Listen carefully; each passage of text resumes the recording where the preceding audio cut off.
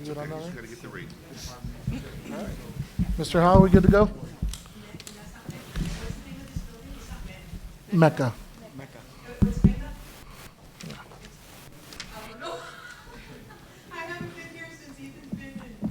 Mr. Howe, we good to go? Ms. Vallejo? Mr. Hernandez? Yes, sir. Mr. Rodriguez? Mr. Rosa? Ready. Ms. Trevino? Yes. We're good to go? Dr. Noyola? We're good. Ms. Science, Mr. Torres? Good on our end? All right. Good afternoon, everybody. The time is now 5:31, and I call this public hearing of the Financial Integrity Rating Systems of Texas and the Board of Trustees to order. Moving on with open forum public comment. Ms. Science, did anybody sign up? All right. On to the agenda item.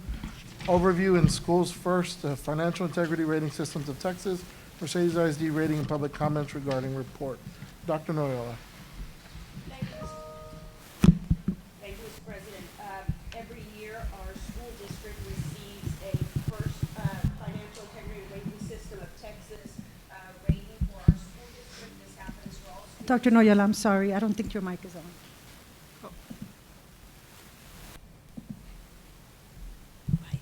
I thought my voice wasn't echoing. So thank you, Mr. President. As you know, every year the state of Texas issues a financial integrity rating to all school districts in the state of Texas.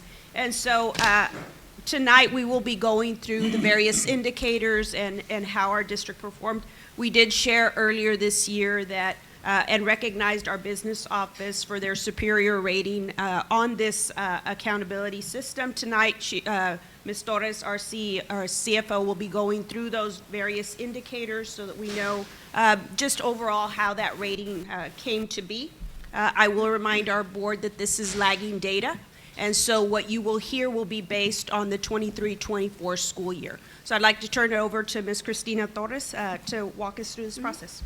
Good evening, Board President, members of the board, Dr. Noyola, community, and staff. Tonight I'll be presenting the first rating for 24-25, and this is based off of our 23-24 financial data. The first evaluates how well school districts manage their finances. It ensures districts are using their funds responsibly and staying financially stable. I'm pleased to report that the district received an A, superior achievement. The rating is based on 21 indicators, and these indicators review things like financial stability, fund balance, debt management, reporting accuracy, and spending practices. Each indicator is scored, and the total determines the district's overall rating. I'm going to go ahead and review the 21 indicators at this time. Indicator 1 asks whether our annual financial report and data were submitted on time. The district submitted the report on January 24th. Meeting the TEA's deadline, this indicator was passed. Indicator 2 evaluates whether we received an unmodified audit opinion. We did receive an unmodified opinion, which is the best possible, so we passed this indicator. Indicator 3 examines compliance with all debt agreements. The district did meet all required debt payments. We passed this indicator. Indicator 4 looks at whether the district made timely payments to TRS, TWC, the IRS, and other required agencies. The district had a late payment in 22-23. This indicator was not met. However, the issue was resolved within the 30 days, and for this reason, the district was still allowed to maintain their A financial rating.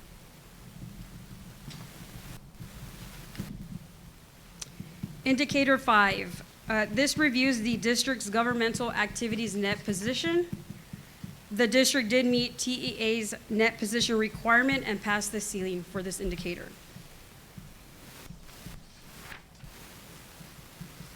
Indicator 6 reviews the 3-year change in fund balance.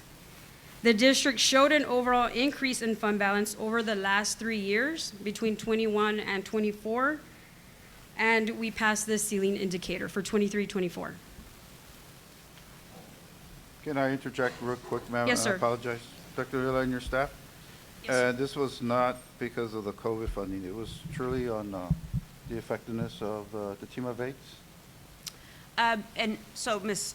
Torres, you can elaborate on this, but the 21-22, based on what I understand, because that's where we had our biggest increase, there were some funds that did come from our COVID monies after that, 22-23, 23-24. But that was it. That changed. Okay, thank Yeah, you. we did have a big increase in fund balance in 21-22. So averaging out that fund balance from that year, 22-23 and 23-24, we were still okay for that indicator. Thank you. Indicator 7.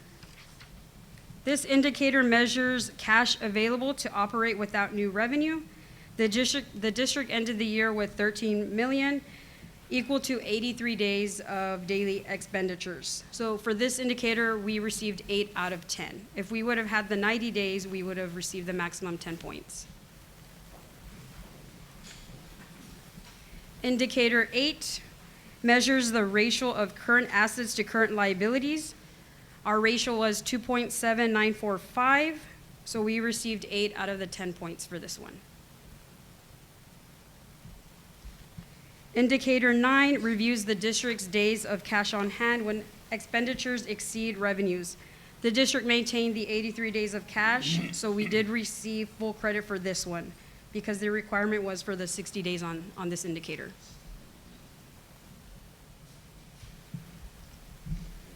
For indicator 10, this one was not evaluated. It will also not be evaluated for 24-25, and for 25-26, that's still pending.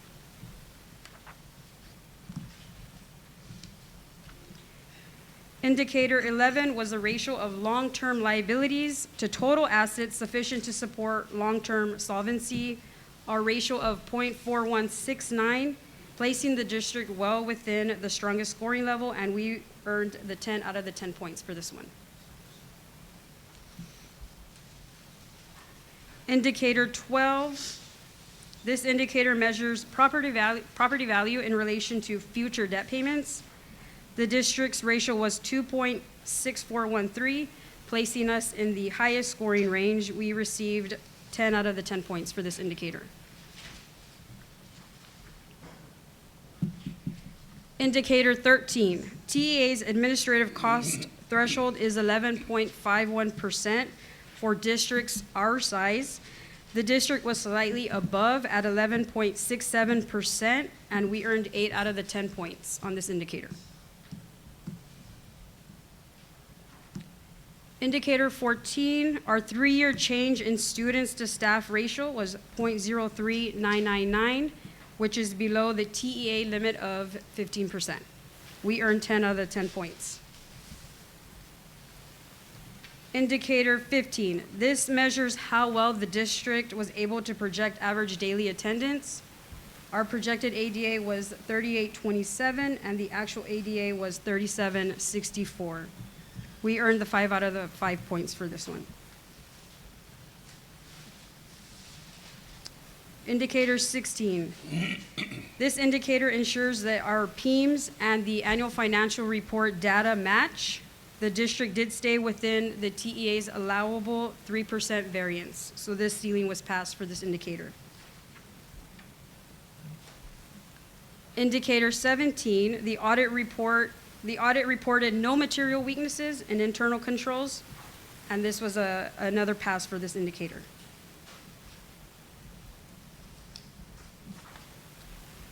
Indicator 18, this is asking if the district complied with laws, rules, regulations related to grant funds, contracts, and other state funds. We had no material non-compliance related to this, and we earned the 10 out of 10 points.